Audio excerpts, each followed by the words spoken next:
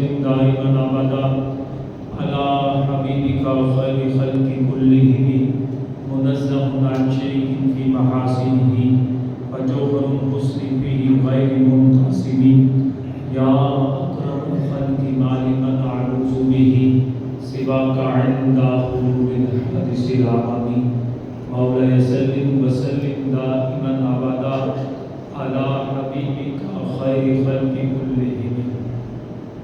حمد و ثنا مالک کائنات رب ذوالجلال جل جلالہ اعظم مولانہ و اعظم شانہ کی اپنی محبتوں، عقیدتوں اور مسرتوں کا خراج بارگاہ رسالت امام نور مجسم شفیع معظم سرکار دو عالم امام الانبیاء حضرت محمد مصطفیٰ صلی اللہ تعالی علیہ وسلم کے دربار قربان میں ہدیہ درود و سلام اور اپنی مسرتوں کا خراج پیش کرنے کے بعد محترم حاضرین کرام اور سامعین حضرات، ہماری آج کی گفتگو کا موضوع آزادی ایک نعمت ہے. خدائے پاک سے دعا ہے کہ حق بات کو سننے اور حق بات آگے پہنچانے کی توفیق عطا فرمائے. میں نے کافی جمعوں سے سورہ بقرہ کی آیات بینات کے مطابق انہی آیات کے ضمن میں جو موضوع بنتا ہے اسی سے بیانات کا سلسلہ جاری ہے. پچھلے جمعہ بھی سورہ بقرہ کی آیات سے بیان کیا گیا. آج بھی سورہ بقرہ کی آیت نمبر 49 اور 50 کی تلاوت کرنے کا خطبے میں شرف حاصل ہوا ہے اور اس کا موضوع آزادی ایک نعمت ہے، کیونکہ سورہ بقرہ کے اندر 40 آیت نمبر سے لے کر آگے بنی اسرائیل کو ایمان لانے کی دعوت، انہیں کا تذکرہ تقریباً 11 رکوع تک بنی اسرائیل کا تذکرہ آتا اور بنی اسرائیل کے بارے میں، ایمان لانے کی دعوت کے بارے میں، ان کو پھر جو انداز اختیار کیا کروایا گیا اس کے معاملات کو بیان کیا گیا ہے اور اس سے آگے چل کر پھر انہوں نے جو شبہات، اعتراضات، اشکالات قائم کیے ان کے رب پاک نے جوابات کو درج فرمایا ہے. اور بنی اسرائیل کو رب پاک نے بڑی نعمتوں اور بڑی فضیلتوں سے نوازا. جیسا کہ پچھلا جمعہ ہم نے سنا کہ ان کے خانوادہ کے اندر اللہ تعالیٰ نے بڑی رفتیں ان کے اباء و اجداد کو فضیلت عطا فرمائی. تقریباً انبیاء کرام ان کی نسل سے تشریف لائے. 4 بڑی کتابوں میں سے 3 کتابیں بنی اسرائیل ہی پر نازل ہوئیں. تو جس طرح بنی اسرائیل کو اتنی فضیلتیں دی گئیں اور وہیں پر ایک فضیلت یہ ہے کہ جو میں نے آیات مبارکہ کا تلاوت کرنے کا شرف حاصل کیا ہے، اس میں بنی اسرائیل کو اللہ رب العزت نے فرعون کی غلامی سے نجات عطا فرمائی، مطلب آج آزادی عطا فرمائی. تو اس آزادی پر اللہ رب العزت نے ان سے اظہار تشکر کا حکم، انعامات پر شکر ادا کرنے کا حکم ارشاد فرمایا. اب یہاں پر اگر اس کو میں تھوڑا سا خلاصہ سمرائز کر کے آپ کے سامنے قرآن کی تفسیر کو بیان کروں تو رب پاک نے، اللہ پاک نے ارشاد فرمایا. اس آیات بینات کا ترجمہ لفظی طور پر اب بعد میں سنیں گے، کچھ تمہیدی گفتگو تفصیلی صورت میں آپ کے سامنے رکھتا ہوں. بنی اسرائیل ایک ان کے جو اباء و اجداد تھے، کنعان نامی ایک بستی تھی، وہاں پر بستے تھے. حضرت یوسف علیہ نبی علیہ السلام جو بھی یہ بھی بنی اسرائیل میں سے تھے اور اللہ رب العزت نے آپ کو بڑی عزتوں سے نوازا. جب آپ مصر پہنچے تو رب تعالیٰ نے آپ کو عزیز مصر کا عہدہ عطا فرمایا، یعنی یوں کہیے کہ اللہ نے آپ کو وزیر اعظم مصر بنایا. تو حضرت یوسف علیہ نبی علیہ السلام جو عزیز مصر تھے، آپ کے والد محترم حضرت یعقوب علیہ السلام جن کی اولاد بنی اسرائیل کہلاتی ہے اور آگے 11 بھائی تھے، یہ بھی اپنا ساز و سامان لے کر مصر میں حاضر ہو گئے. تو مصر کے لوگ بڑی قدر و منزلت کے ساتھ، بڑی عاجزی کے ساتھ آپ کے خانوادہ کے سامنے پیش آیا کرتے تھے. ایک عہدہ زیادہ تھا، ایک نیک پارسا لوگ تھے، اور پھر اللہ رب العزت کہ نیک بندوں میں ان کا نام سر فہرست میں تھا۔ تو یہ بڑی قدر و منزلت کے ساتھ حضرت یوسف علیہ نبی علیہ السلام اور آپ کے بھائی اور آپ کے والد صاحب کے سامنے پیش آتے تھے۔ بڑی عزت تھی، بڑی رفعت تھی۔ یہ سلسلہ چلتا گیا، کئی صدیاں گزر گئی۔ اللہ رب العزت کو ایک امتحان منظور تھا، ایک آزمائش منظور تھی بنی اسرائیل پر۔ تو رب پاک نے ایک شخص بدبخت قسم کا اور شریر شخص ان پر اس کی حکومت کو مسلط کر دیا۔ اس کا نام ولید بن مسعد تھا، یعنی لقب کے اعتبار سے فرعون تھا، نام کے اعتبار سے کیا تھا؟ ولید بن مسعد۔ اس کو مسلط کر دیا۔ اب جب یہ ولید بن مسعد یعنی فرعون ان پر مسلط ہوا تو اس نے بنی اسرائیل کو غلام بنایا، اور جب غلام بنایا تو پریشان کرنا شروع کر دیا، اور یہاں تک کہ ظلم و ستم ڈھانے شروع کر دیے۔ ان کی خواتین اور ان کے نوجوان لڑکوں سے سخت کام لینا شروع کر دیے، حتیٰ کہ اس قدر پریشانی کہ دوروں سے اینٹیں بنوائی جاتی جن سے ان کے محلات بنتے تھے فرعونیوں کے، اور جو بری خواتین ہوتی تھی ان سے سود کٹوایا جاتا تھا جن سے ان کے لباس تیار ہوتے تھے، ان کے گھر کے پردے تیار ہوتے تھے، اور جو بچے پیدا ہوتے تھے ان کو ذبح کر دیا جاتا تھا، اور اس سے ان کی ماؤں کو بھی ایک صدمہ پہنچتا تھا، اور جو بچیاں پیدا ہوتی تھیں ان کو زندہ چھوڑ دیا جاتا تھا۔ اس قدر یہ یعنی غلامی کے اندر اور اس آزمائش کے اندر اللہ رب العزت نے بنی اسرائیل کو یعنی ایک آزمائش، ایک امتحان ڈالا۔ اس کے بعد رب پاک نے بنی اسرائیل کو آزاد زندگی گزارنے کے مواقع فراہم کرنے کے لیے، یعنی ان کو ایک آزادی کی نعمت دینے کے لیے اللہ رب العزت نے بنی اسرائیل میں سے اللہ کے ایک منتخب بندے حضرت سیدنا موسیٰ علیہ السلام کو مبعوث فرمایا، اور حضرت سیدنا موسیٰ علیہ نبی علیہ السلام نے آ کر فرعون کو حق کی دعوت دی اور اس کو باطل عقیدے سے باز رہنے کا حکم ارشاد فرمایا، اور اس سے کہا کہ تم اس خدائی کے دعوے میں جھوٹے ہو۔ یعنی گویا کہ حضرت موسیٰ علیہ نبی علیہ السلام کی دعوت کا اس دعوے کے دو موضوع تھے۔ ایک یہ تھا کہ موسیٰ جو خدائی کا دعویٰ کر رہا ہے اس میں جھوٹا ہے، اور اس سے باز آ جائے، توبہ طائب کر لے، اور رب وحدہ لا شریک کی آگے سر جھکا لے۔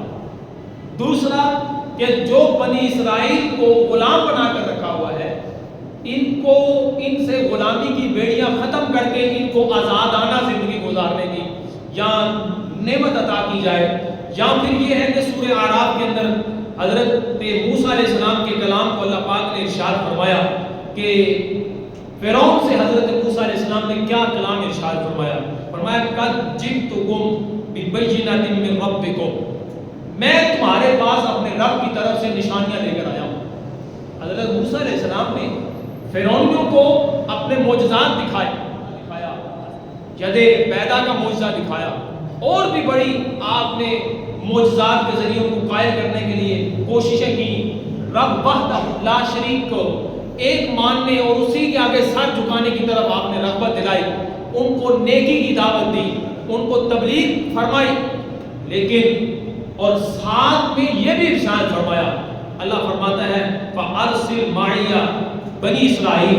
حضرت موسیٰ علیہ السلام نے فرعونیوں کو کہا کہ میرے ساتھ بنی اسرائیل کو بھیج دو۔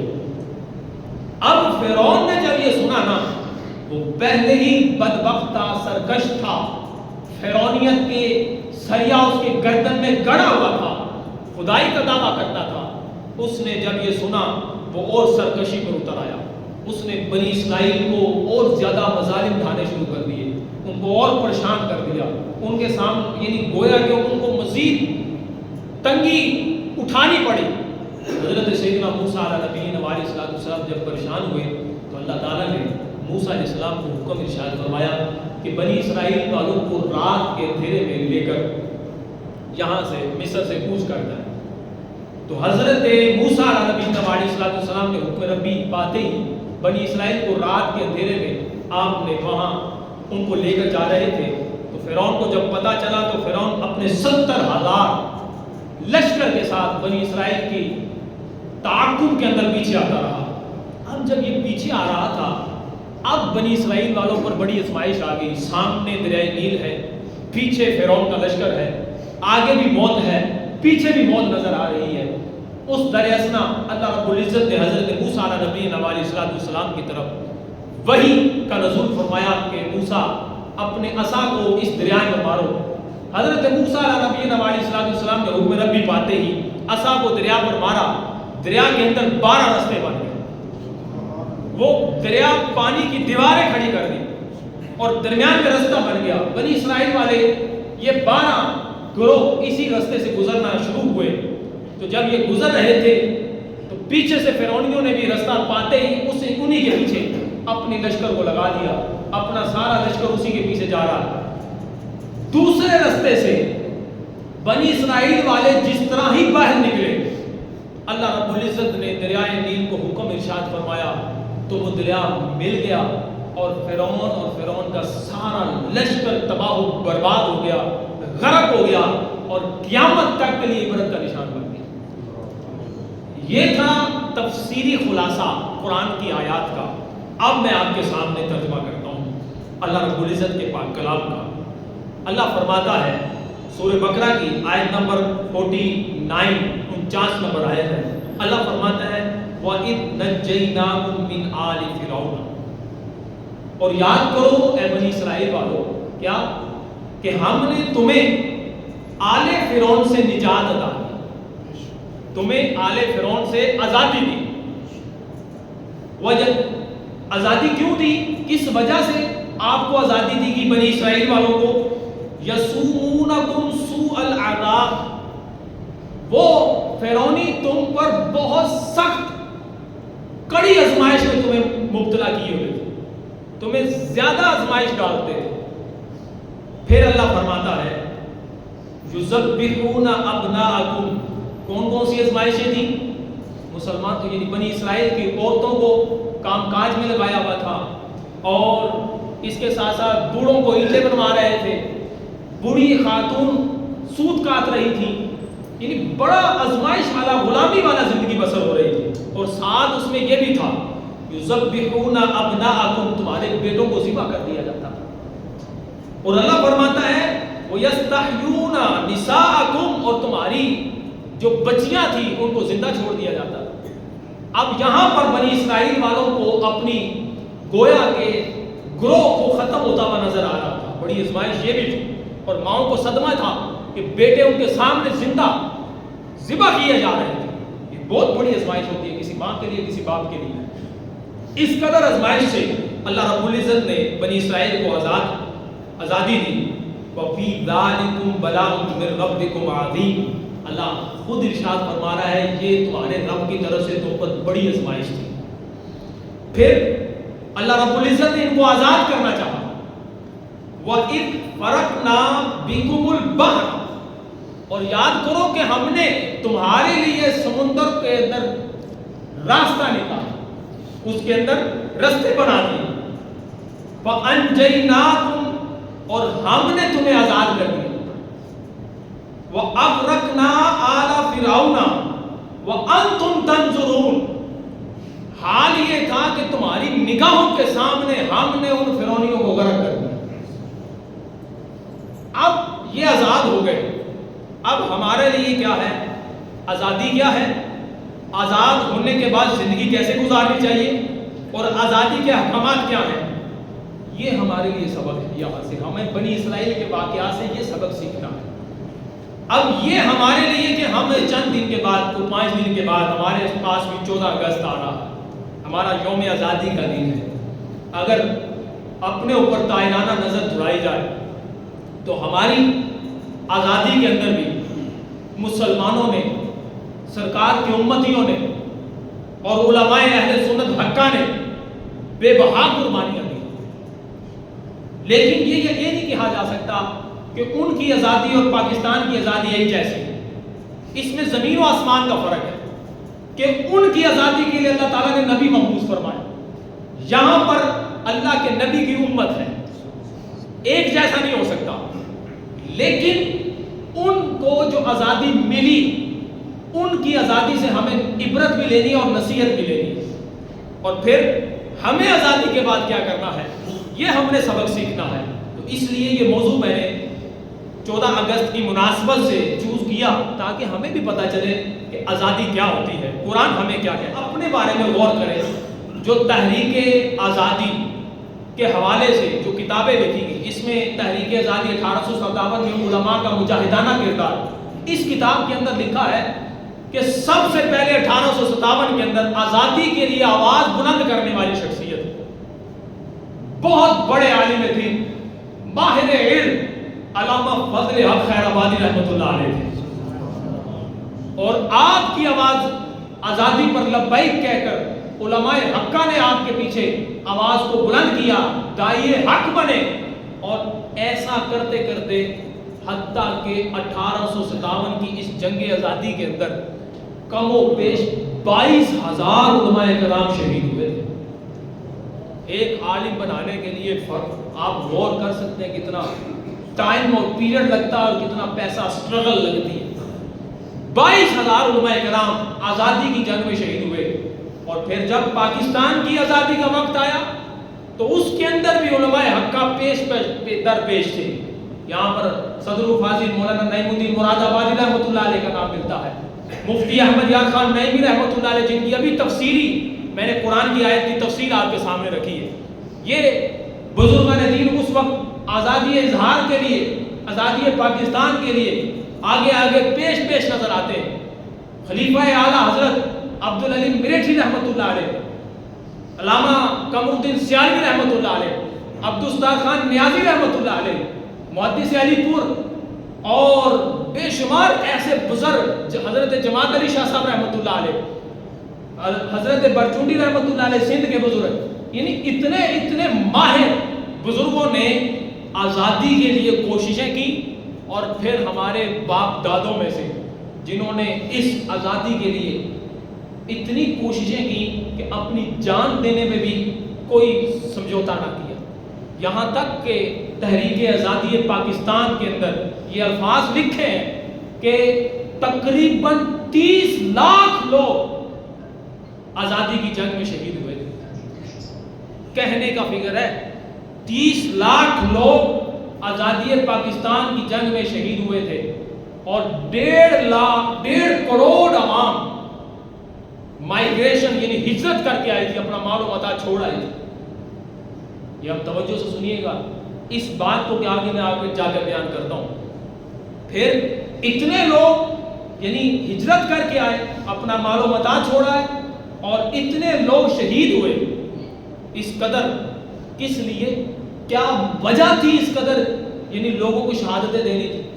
وجہ یہ تھی کہ جب مغلیہ سلطنت باقی نہ رہی نا، تو اس وقت غیر مسلموں کی حکومت آ گئی تھی، اور مسلمان اپنے احکامات کے مطابق زندگی بسر کرنا ان کے لیے مشکل ہو چکا تھا۔ وہ قرآن کے اصولوں پر عمل کرنا چاہتے تو غیر مسلم کسی بھی قسم کی پابندی لگا دیتے تھے۔ وہ کھلم کھلا نمازیں، قرآن کی آیات اور روزے رکھنے سے ان کو پابند سلاسل کر دیا جاتا تھا، ان کے لیے پریشانیاں ہوتی تھیں، وہ اذانیں بوانگیں دوہل نہیں دے سکتے تھے۔ اس پرابلم کو ختم کرنے کے لیے ایک آزادانہ ریاست کو سوچا گیا کہ جہاں پر ہم کھل کر دین اسلام پر عمل کر سکیں گے، ہم سرعام واضح طور پر نبی پاک صلی اللہ علیہ وسلم کو اپنا آئیڈیل بناتے ہوئے اپنی شکل و صورت داڑھی نما والے آقا صلی اللہ علیہ وسلم کی طرح داڑھی رکھیں گے تاکہ ہمیں کوئی ٹارچر نہ کر سکے، ہم نمازیں پڑھیں گے تاکہ ہمیں کوئی روک نہ سکے، ہم روزے رکھیں گے تاکہ ہمیں کوئی منع نہ کر سکے، ہم تلاوت قرآن کریں گے تاکہ لوگ ہمارے سامنے کسی قسم کی رکاوٹ نہ کھڑی کر سکے۔ اس لیے جانے دی گئی، اس لیے ہجرتیں کی گئی۔ لیکن یہاں پر اب ہم نے اپنے بارے میں غور کرنا ہمارا کیا حال ہے، اور پھر پہلے میں بنی اسرائیل کے بارے میں بتاتا ہوں کہ بنی اسرائیل والوں پر کہ جب اللہ رب العزت نے ان کو آزاد کیا تو پھر ان کو یہ کہا کہ تم آزاد ہو گئے ہو، اس نعمت کا شکر ادا کرو، اس رب وحدہ لا شریک کی عبادت کرو، اسی کے بندے حضرت موسیٰ علیہ نبی علیہ السلام جو تورات کے احکامات لے کے آئے ان کو مانو۔ لیکن ہوا یہ کہ انہوں نے تورات کو ماننے سے انکار کر دیا، انہوں نے رب کے کلام سے انکار کر دیا، انہوں نے احکامات ربی کا انکار کر دیا۔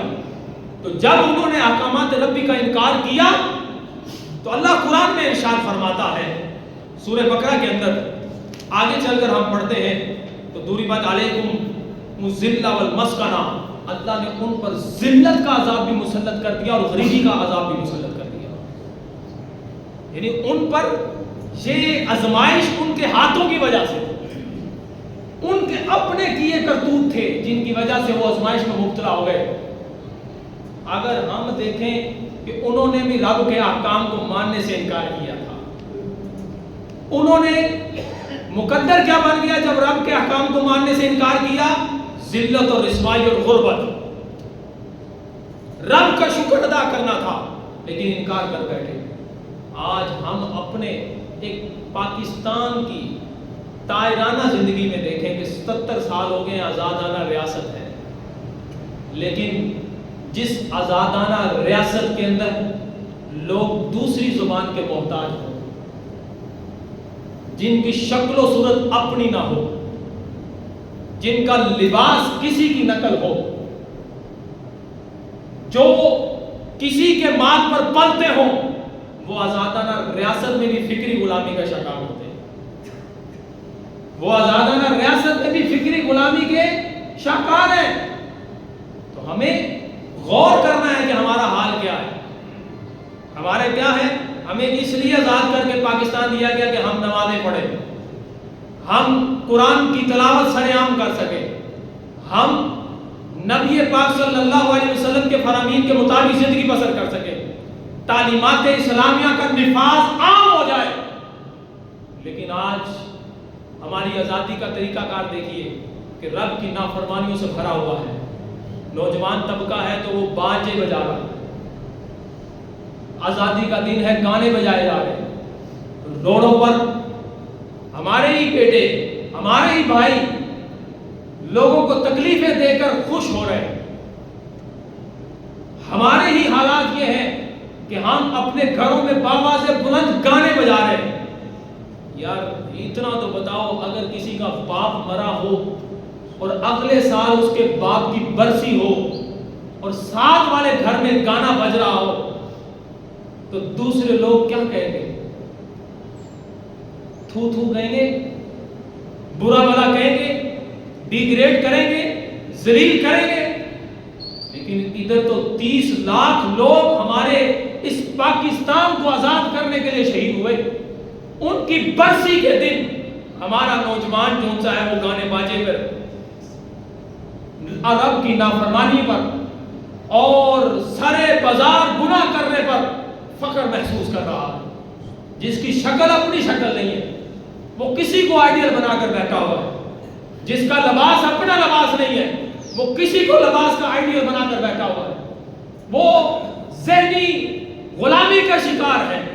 مسلمانوں نے غیر مسلموں سے اپنی غلامی اس لیے آزاد کروائی کہ تاکہ ہم سرے بازار اللہ رب العزت کا نام لیں تو ہمیں کوئی تان کرنے والا نہ ہو، ہم داڑھی رکھیں تو ہم پر کوئی طنز نہ کرے۔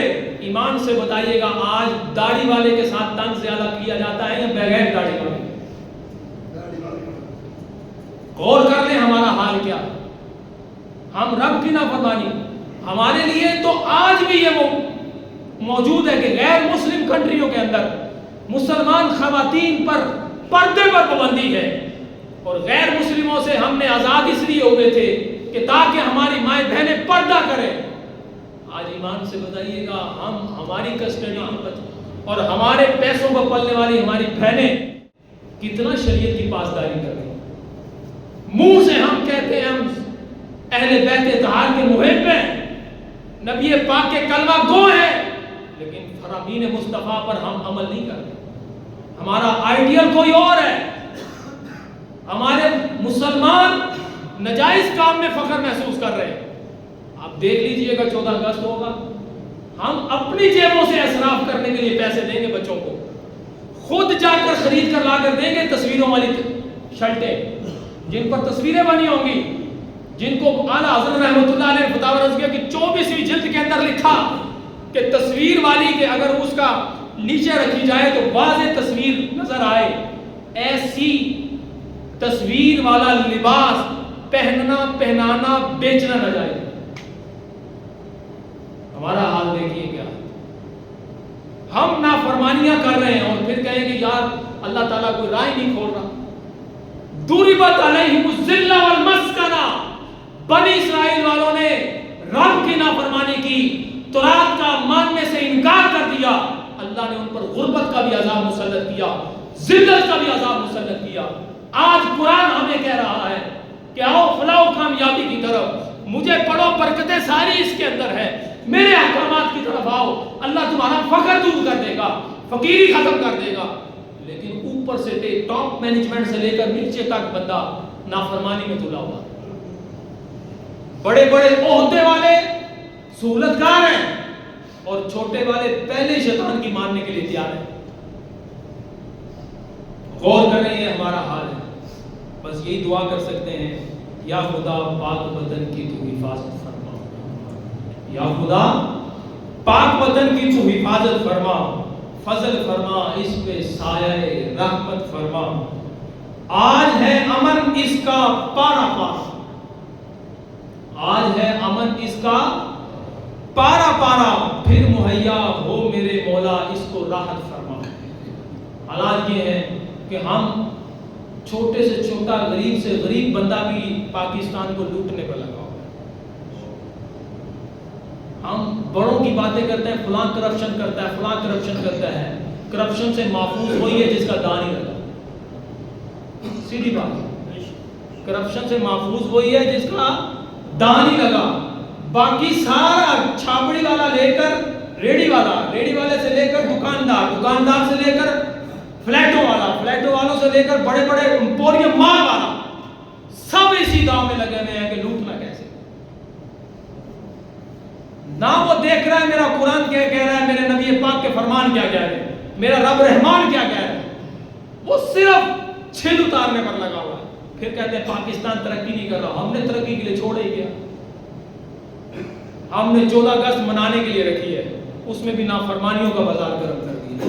ہونا تو یہ چاہیے تھا کہ 14 اگست کو اظہار تشکر کرتے ہوئے رب کے حضور سجدہ ریز ہوتے، اور ان شہداء کہ جنہوں نے آزادانہ ریاست لینے کے لیے اپنی جانیں پیش کر دی، ان ماؤں بہنوں نے جنہوں نے اپنی عصمتیں لٹا دی، ان کے سال ثواب کی محفلیں کی جاتی، مسجدوں کو آباد کیا جاتا۔ لیکن 14 اگست کو مولوی صاحب آ کے مسلح پر کھڑے ہوتے ہیں، دیکھ رہے ہیں ابھی ایک نمازی آئے، دوسرے کا انتظار کروں تاکہ جماعت کرا دیں۔ جی ہاں، ہمارے ملک لاہور کی بھی ایسی مساجد کی مثالیں ملتی ہیں، کیونکہ ہم نے 14 اگست پہ آزاد ایسے ہوئے کہ ہم نے پردہ بھی اتروا دیا، ہم خود بھی نافرمانی پر آ گئے۔ ایسا لگتا ہے جیسے لوگ شریعت سے آزادانہ ہو جانا اپنے آپ کو آزاد سمجھتے ہیں، یعنی شریعت کی بندشوں کو کہتے ہیں ہم بندش میں بند گئے، ہم غلام ہو گئے۔ نعوذ باللہ ذالک، جس رب نے تمہیں رزق دیا ہے اور اسی کے آگے سجدہ شکر کرنا۔ اللہ تعالیٰ ہمیں سمجھنے کی توفیق عطا فرمائے۔ میری ان باتوں کو اپنے بچوں، اپنی اولاد تک، اپنے گھر والوں تک پہنچائیں کہ ہم نے آزاد پاکستان ریاست اس لیے لی تھی تاکہ دینی احکامات اور تعلیمات اسلامیہ پر ہم امپلیمنٹیشن اپنی ذات پر کر سکیں۔ اللہ تعالیٰ عمل کی توفیق عطا فرمائے۔